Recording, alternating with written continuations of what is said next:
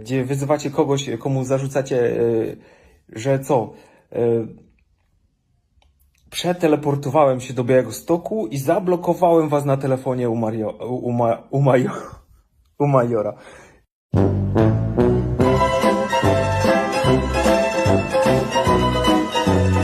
Nie zablokowałem was u Majora, bo nie mam takich zdolności, nie mam takich możliwości, nie umiem się tam przenosić telepatycznie, nie umiem się połączyć z jego telefonem.